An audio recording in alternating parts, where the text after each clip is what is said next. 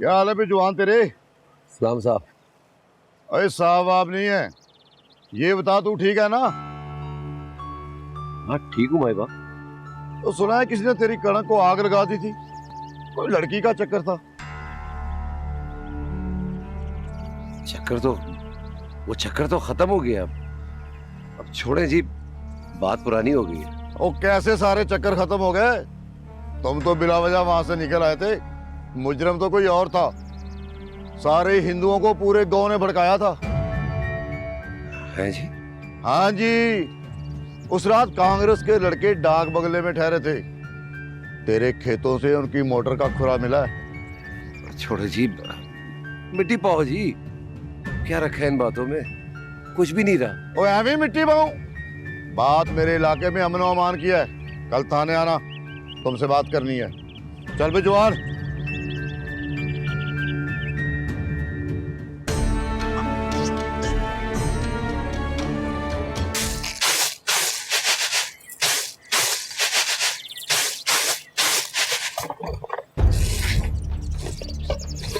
फातिमा जी जी। जल्दी आ।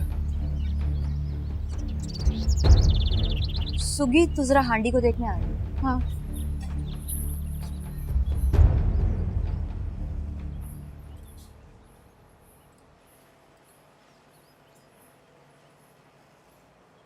क्या हुआ?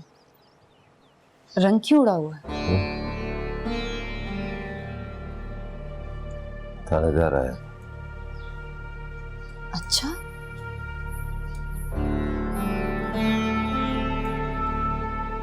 क्या कहता था?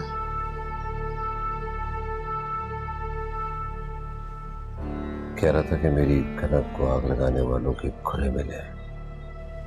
पर हुआ क्या? किसके खुरे मिले? वो कुछ लड़के आके ठहरे थे कांग्रेस के, डाक बंगले में। थानेदार ने बुलाया पूछने के लिए। नहीं रशीद, नहीं, तू गवाही नहीं देगा, नहीं देगा गवाही। तूने बोल देना कि मैंने जो किया था ये उसका बदला है रशीद। अब बलिया लोग क्या? मैं ये सारा गुना अपने सर ले लूंगा, पर अब थानेदार को उन पे शक हो गया बलवे का। हो सकता है कि वो सुखचंद ना हो, बाकी कांग्रेस के लड़के हो। नहीं, ये कोई कांग्रेस नहीं है,